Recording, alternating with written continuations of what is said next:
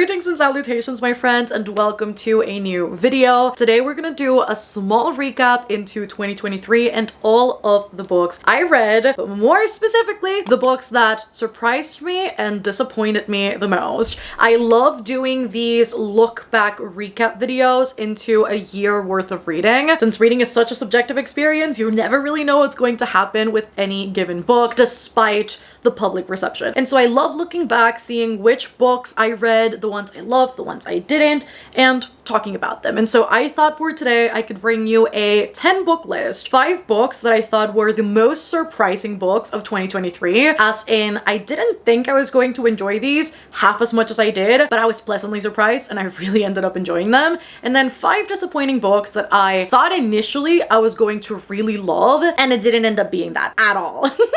So buckle up because we're going on this roller coaster together, friends. We'll see which books made it to each of these respective lists. So before we get on to the video, I do need to give a massive shout out to Balesa for sponsoring today's video and specifically partnering with me to bring you guys a very cool giveaway so that you can win some free toys or some free gift cards to get yourself some toys. Now, if you guys are not familiar with Balesa, they are a bi-women company focusing on all things empowerment when it comes to embracing, exploring, and celebrating your sexuality. And if you got my vibe, then you know that their vibe is to help you out with some good old toys. They come in very discreet packaging. You can travel with them, keep them safe, keep them clean. They are also USB rechargeable and all of them are waterproof. So the list of good things goes on and on. They have got a bunch of things to choose from on their website. So regardless of what you like or what you'd like to explore with, they literally have an option for everything. So I'd highly encourage you guys to go to their website. But let me show you a few of my favorites and some of the things that you could potentially be getting. We have got the Demi Wand that works for all body types. It is super flexible so that you can literally angle it however you want. We've got things like the Air Vibe, which provides double stimulation, the Thump, which quite literally does it all. It suctions, it thumps, it vibrates. It is one of the most complete things I think I have ever seen. And then we've got the Pebble, which has suction and vibration. You can manage those separately as well, which is quite nice, so you can literally pick and choose what to do. And none of the things I've showed you have got any of those weird patterns that you're kind of left astounded with because you don't know what's happening. So I'm just saying, go to the link at the top of the description. Everyone will be winning free toys or free gift cards, and I love partnering with Balesa. This is the second time I've done it. I'm hoping it's not the last time because I know how uncomfortable these conversations can often be and how taboo it can also be to explore yourself and your sexuality and your body. And I personally think that it's high time that we embrace all of that and we're not shy with it. And so I hope that this is a good little incentive for the end of year. So maybe try something new in the new year. And if it's not something new, that at least we've got some really good vibes going into 2024. And we're gonna start out good. We're gonna start out with one of my most surprising books of 2023. I genuinely thought, you guys, kid you not, that I was going to hate this book.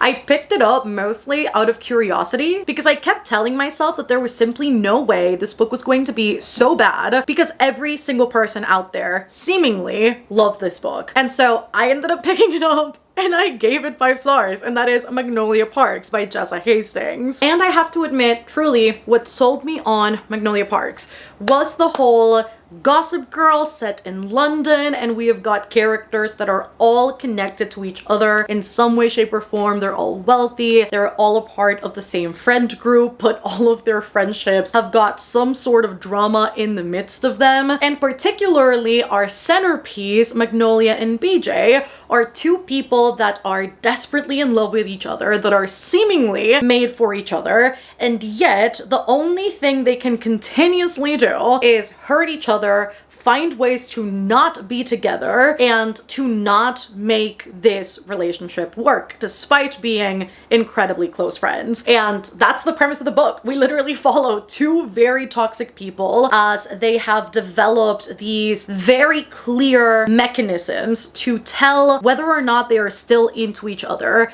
to test what their limits are with each other, to tease each other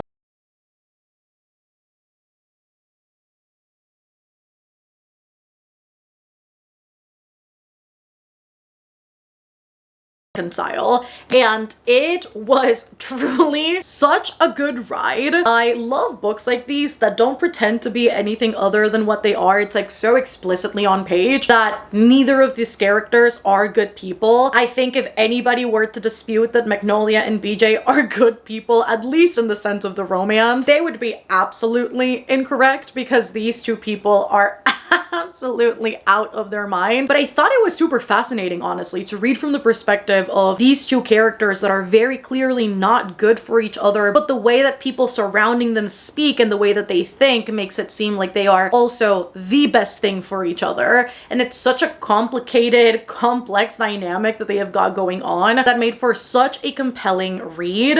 And it was also immensely frustrating to see them run circles around each other time and time again, and to see the lengths these two people have gone through in order to navigate a somewhat smooth friendship with each other, knowing full well that there is so much resentment, so much animosity, so much uncertainty and doubt. It was honestly one of the most fascinating things I have ever read about. For this one, I have to say, although a disappointment, it's definitely a series I'm going to keep reading because I've heard it gets better. I have the hope that it gets better. But if after the second book it doesn't get better, I am going to drop it. And that is The Naturals by Jennifer Lynn Barnes. This was a book that I genuinely thought I would really enjoy. I was really excited about it because after rereading the Inheritance games, I was in my Jennifer Lynn Barnes kick. I was in my Jennifer Lynn Barnes game. I genuinely thought I would fly through all of her books, adore all of them. All of them would be a fantastic time.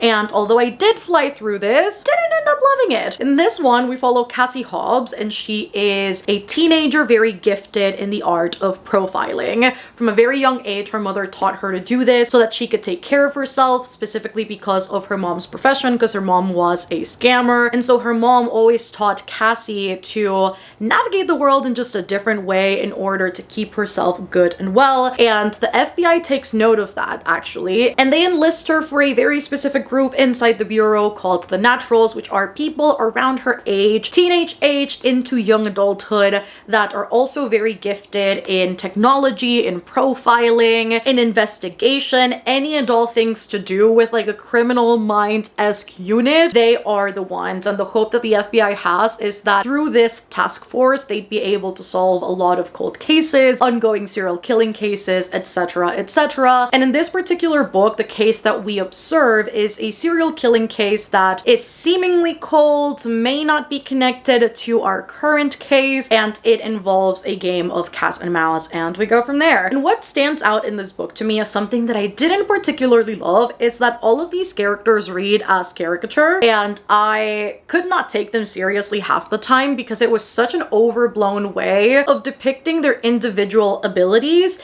It seemed like if they were not as over the top with their abilities as they were, the abilities would somehow not be as valid as they claim they are. And so we've got characters who are constantly reading other people, and they're like, you actually had black coffee this morning, which means this, and that. Or actually, you grabbed this with your left hand and you're actually touching your nose right now. Every conversation kind of goes that way in this book. And it was very frustrating because for once, I just wanted them to act like regular teenagers talking that didn't necessarily involve the reason why they were in this task force. And so that was one of the reasons why I didn't particularly enjoy this. But also the last third of the book, I personally have talked about this. I don't love overly camp endings and things that are, again, so over the top that they don't feel remotely real anymore. And in this book, it very much felt like that when the big bad was revealed and all of the denouement was happening, and we were finding out exactly what was happening with the case ongoing in this book. I was just sitting there reading this in absolute shock. And let's just say I was surprised in a bad way.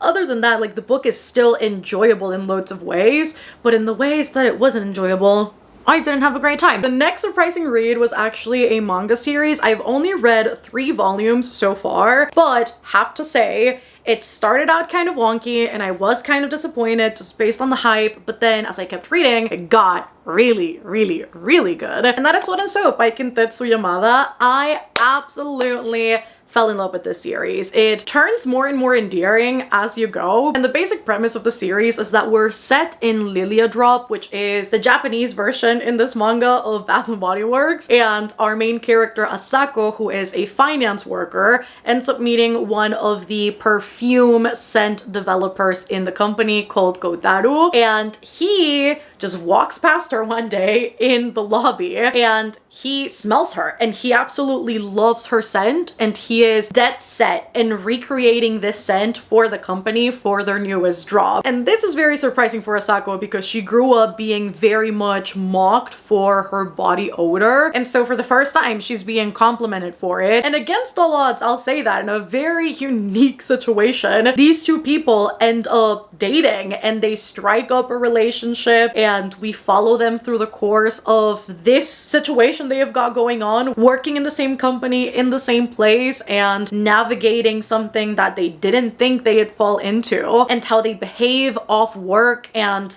provide for each other things that they haven't had in relationships in the past is honestly quite good. And I think the side characters also bring in a good amount of intrigue, tension, drama that is quite pleasant to see. I just got introduced to like the classic sibling figure that wants to make the love interest life a living hell for dating their sibling, and I can't wait to see where that goes.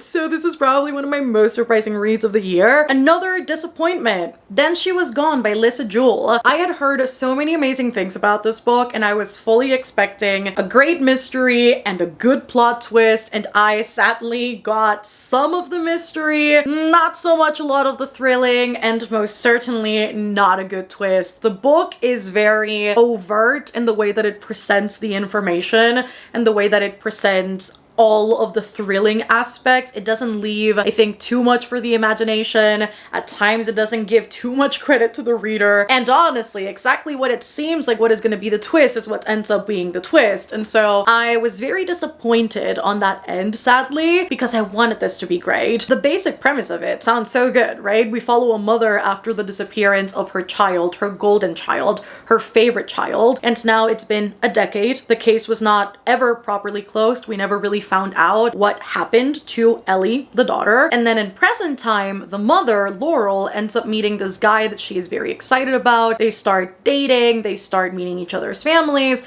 and then she meets his daughters, and one of them looks an awful lot like Ellie, and she wants to know exactly why this is. Is she going crazy? Is this something that has some factual basis to it? What is going on, and why are so many similarities between her family and this new family she is meeting present? It sounds like a really good premise, and yet the execution of it was really not that great in my opinion. I think that it toes the line of so many interesting conversations without ever fully stepping into them. Like, for example, the dark side of motherhood, having a favorite child, postpartum depression, feeling empty without your child. So many other things that are somewhat present in the book, and yet they never get interesting enough for me to go, damn, that's a really fucking good line, or that's a really great point being made. It's just always kind of surface level, and we feel like we're getting somewhere interesting, and then the author pulls back, and so it never ends up being as interesting as it could be. Then also the twist, for me personally, guys, it was super obvious.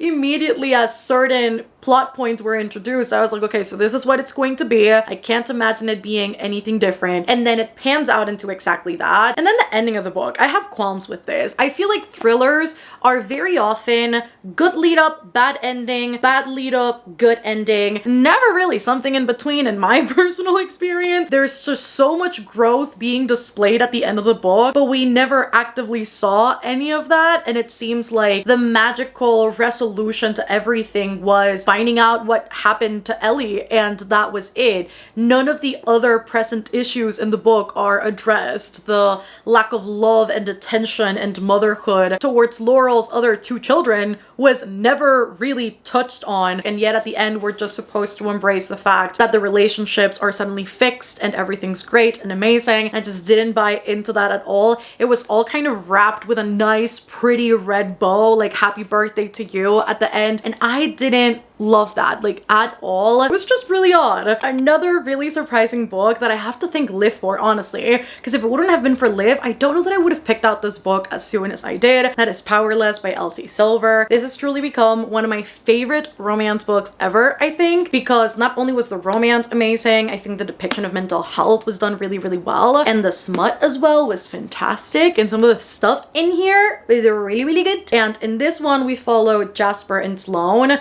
Jasper Jasper is a hockey player and Sloane is a professional ballerina. And these two people have known each other their entire lives. They grew up together. He is kind of like an honorary family member because he always grew up in the same ranch as her family. There have always been feelings, and yet there has always been a lot of fear towards admitting those feelings to each other. And when Sloane's would-be wedding goes terribly wrong, he decides to whisk her away, save her from this grand awful event, and to take a road trip together and figure out their feelings for each other once and for all and see if these two people have got any hope of being together. And I loved their dynamic so much. Their banter was amazing. Their interactions with each other were so swoon-worthy. I think I smiled the entire way through the book. There is just such palpable chemistry between these two characters that was so joyful to see and read about, and yet a lot of their connection is also plagued with a lot of uncertainty because Jasper in particular suffers from a lot of anticipatory anxiety, generalized anxiety, and it is a very present thing in his life, and it sometimes dictates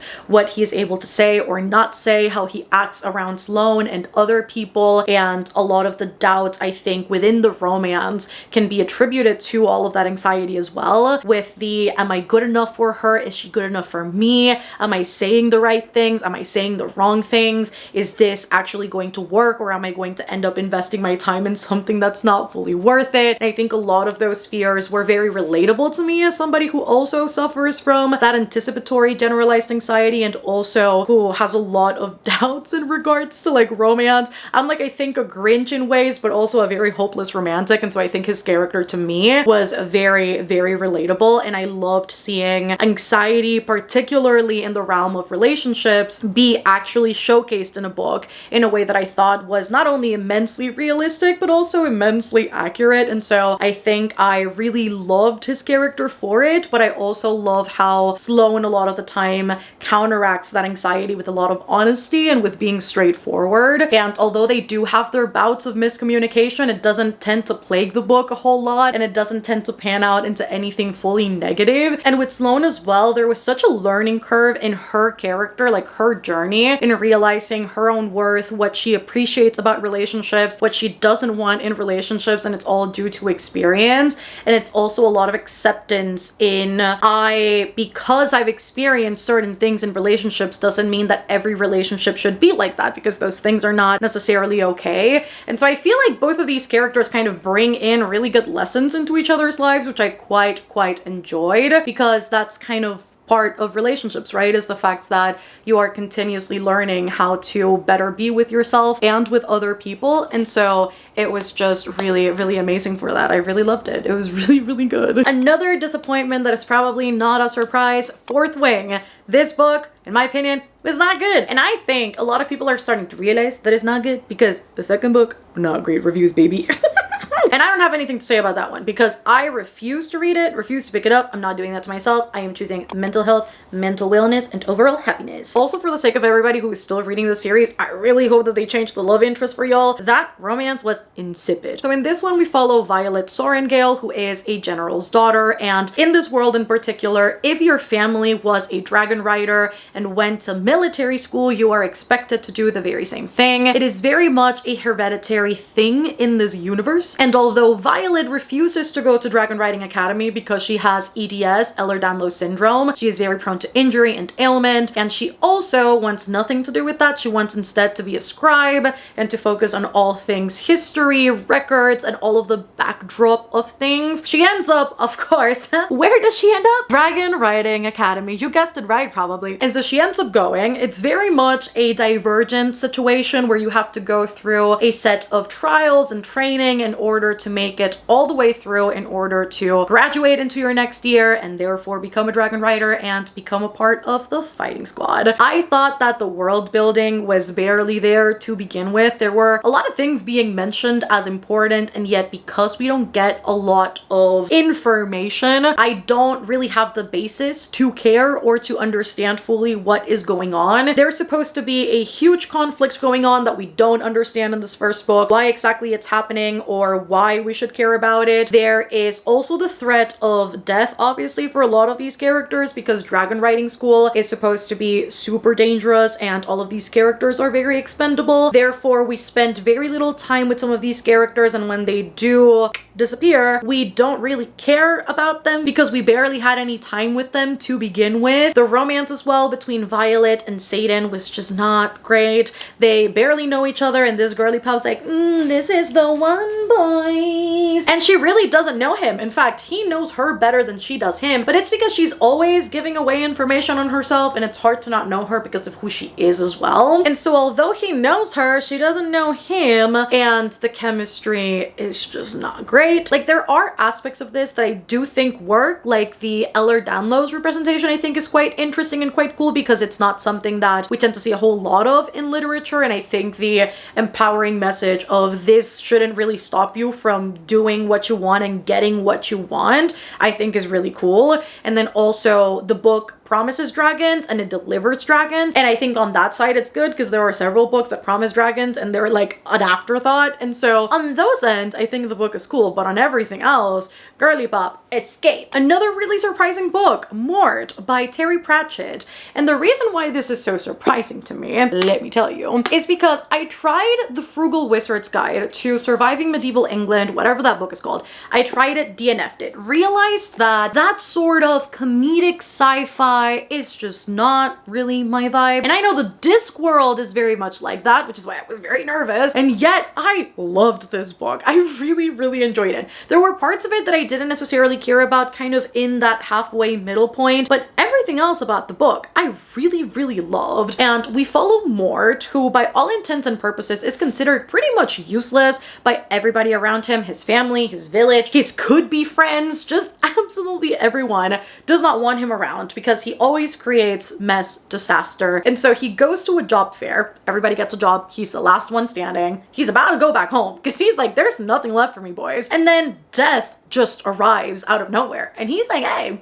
kind of need an apprentice. Do you want to be it? And so Death just whisks Mort away as his new and only apprentice, because it's the very first time Death has done something like this. And so there's a learning curve really on both of their ends. Death trying to figure out exactly what Mort's responsibilities are and what he's supposed to do as Death's apprentice, and Mort figuring out this role of his, which is, I think, very different to what Mort expected, because Death doesn't really kill anyone. It's just, he's kind of that passageway to the other side. He just makes sure that people kind of stay dead and kind of pass on to whatever's next. And so both of these characters have got something to learn. And while Mort's journey is very much about learning how to be confident and assertive and doing the right thing, Death is very intrigued by the concept of humanity, which it seems like it's not something he has ever been really interested in. And he wants to learn what it's like to go out to a bar and talk to people and get drunk and have very mundane conversations and go out to party and things that you and I would experience on an everyday basis. And it was very cool to see that facet of Death, which you wouldn't think you would. And so I loved that. And the side characters as well, I think, provided a lot of extra snarkiness and tension and just good stuff to the book as well. Sadly, another disappointment, and this was one that I really, really wanted to love, and that is Immortal Longings by Chloe Gong. I even went to the lengths of buying the Canadian Indigo special edition. Ended up not being great, which is very, very sad if I do say so myself. One of the pitches used for this book is The Hunger Games, which is quite a big standard to live up to. And so in this book, the Kingdom of Talon hosts a game every single year where a certain amount of participants will flock to the city of Sandar and they will fight to the death, and the person who wins will get this sort of wish granted and incomparable riches and basically everything that they've ever dreamed of. And we particularly follow this setup through Princess Kala, that has been on the run and hiding for a really long time after betraying her kingdom, and an exiled aristocrat by the name of Anton Makusa, who is very much trying to win the games in order to save his beloved. And this was disappointing on more fronts than I'd like to admit. Firstly, the setup of the Hunger Games. When I hear Hunger Games, I expect a lot of commentary on exactly why the games are happening and not the fact that it's only senseless killing, that people are just doing it for funsies. I think of the Hunger Games and I think of the reason behind why these games are happening. It's a blanket to distract people from the actual politics and socio-political landscape of that particular world. I think about control tactics. I think about divisive tactics. There is just so much weightiness, I think, to something like the Hunger Games that when I see a book describe a dynamic like that, I expect some sort of basis to it, and this didn't have a whole lot of it, sadly. And on top of that, the book is very repetitive. We hear about the disparities between these twin cities, but we never really hear exactly why that is. We hear about all of these things that are seemingly important, and again, all of these disparities, and yet we never really understand the reasonings because we don't understand how the world moves. We don't fully understand the politics, the economic setup of this world, exactly what brought the cities to the point where they are at. I think it is so much more atmospheric description of these cities than actual background as to why they are the way that they are, which was not great. And then also the romance that does develop between Anton and Kala was very disappointing. I kept trying to look for that chemistry the more that the book went on, and I was rarely finding any. And so even on that end, the romance or that connection development didn't seem very real to me. It just seemed like it was forced by the author, which is a very sad thing for me to say because I love Chloe Gong. Like, I'm literally cringing the more I talk about this because I genuinely have loved her other works, and this is the very first one that I was like, wait, what happened here? It was just not very good. And then the very games themselves were really disappointing because it happens throughout the entire cities. It doesn't happen in a contained space. And so a lot of the time people are just running and killing each other and like that's it. There's nothing, it doesn't feel as heavy in stakes as it technically is supposed to be. And so the stakes are kind of missing from the book too, which is a really rough thing to say. So overall, just very disappointing. And at first I was curious about the sequel just based on the ending because the ending was really good, but I don't know that I want to withstand that second book because I didn't really love this one. The Mindfuck series, the entirety of it was something that really surprised me as well. I read the first book. It was kind of similar to Sweat and Soap in the sense that it was so ridiculous and campy that I just did not think I was going to end up loving the rest of it, but it really was so intriguing and entertaining, and I already had the whole thing, and I was like, I have to keep going. In this one, we follow Lana, who is an actual serial killer, and she ends up meeting this FBI agent, Logan, who is coincidentally researching her case, and they end up striking this romance against all freaking odds. And what's interesting about this book is that the serial killer that we get in it, right, Lana, is not without reason. And I was expecting her to be so absolutely gone that half her reasonings or her psyche would not make sense. I was surprised to see that it did. She has a very specific reason as to why she is doing it. Not that it's right, as a full disclaimer, it's not right, but she is very clear on why she is doing it, what her limits are. She's very calculated in that sense. She is very smart, and she's got obviously a partner that is helping her throughout this entire thing. But Girly Pop really said, I am reclaiming my identity, I am reclaiming myself, I am reclaiming my confidence, I am reclaiming my sexuality, my sensuality, and everything. And you know what? She does. Props to her. She plans and she actually pulls it through. Like, she actually succeeds in everything she is going to do. And I think that game of cat and mouse that these two characters play in the book made for such a fascinating read because you wouldn't expect her to evade the FBI for so long, and yet she does. And he is very much falling in love with her, and strangely enough and curiously enough, her relationship with him continues to remind her that she just wants to be done with what she's doing, that she actually just wants a somewhat regular life. And I say somewhat regular because how do you go back to regular life after doing all that? And so he kind of brings forth even more humanity from her, which you wouldn't expect in a case like this. And it was truly such an intriguing read because you find yourself sympathizing with Lana, even though you know that you shouldn't, but it's because Her backstory is so absolutely gut-wrenching and heartbreaking. What they did to her was fucking horrible. It actually has like such a huge background with like her brother, and her dad that again is so much bigger than anyone in this book, and it makes for such an interesting reading experience, which again I didn't think I'd say. And last but not least, for the disappointment, I have a book that disappointed me.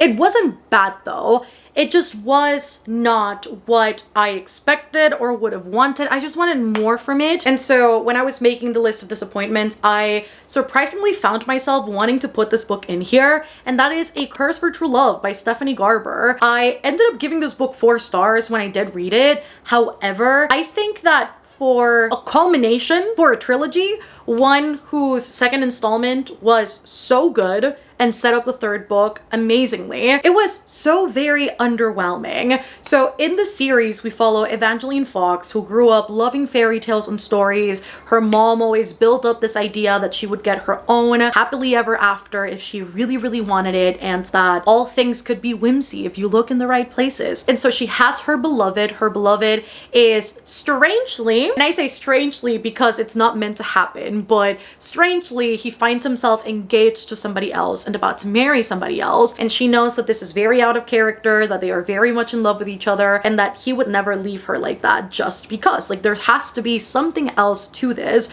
potentially magical, that she can find a solution to. And she ends up contacting Jax, who is one of the fates, one of the deities ruling over this world, and she wants to strike a deal with him. She requests that he save her beloved from this specific scenario, and in exchange he will get 3 magical kisses from her that he will use, again, for magical purposes, not for himself. And this third book was set up so incredibly well. In fact, it has one of my most hated tropes, and I did not hate it. In fact, I was very much looking forward to it. I wanted to see how things were going to develop, pan out, resolve. I was so invested in this damned plot twist. Like, you guys have no idea. Apollo's POV was something that I surprisingly very much enjoyed.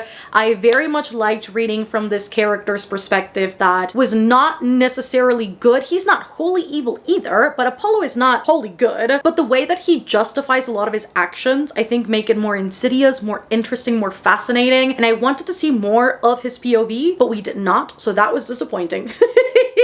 For being one of the main characters, Jax was barely present in this book up until the later half of it, which was also very disappointing. And then on top of that, the ending was probably the most disappointing thing out of all of them. It happened so quick. It was thing after thing after thing after thing, but not in a way that felt tense, not in a way that the stakes felt immensely high, not in a way that had me at the edge of my seat to figure out how it was going to pan out. Because if you know anything about the series, is that you know it's probably more likely than not have a happily ever after. And so I was waiting for loads of tension, just loads of build up towards that grand finale, and then we did not. And then also when the reveal started happening in this book, there was so much of it that was so behind the scenes that we didn't even remotely see on page, that it made for a very what experience, because you have barely seen some of these characters, you barely know some of these characters,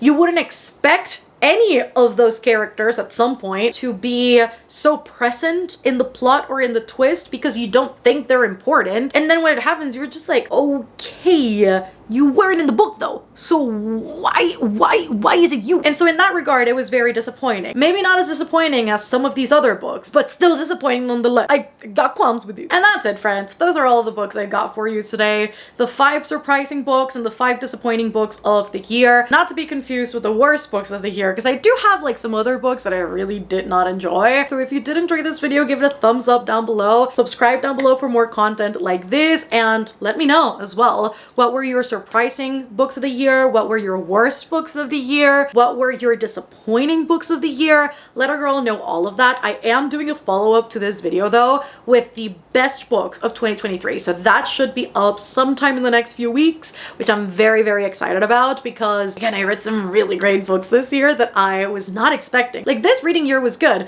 but do let a girl know down below what were your disappointing, worst, and most surprising reads of the year, because I'd love to know. And if you reach the end of of the video, let us leave the book stack emoji because I think it fits quite well with this video. I have a Patreon link down below in case you guys want more content, live shows, a book club, a Discord server, and just loads of extras that you're not gonna get anywhere else. They are both book and not related, so you get a bunch of everything that is always linked down below alongside all of my socials. Love you all so much, and I shall see you in my next one. Bye!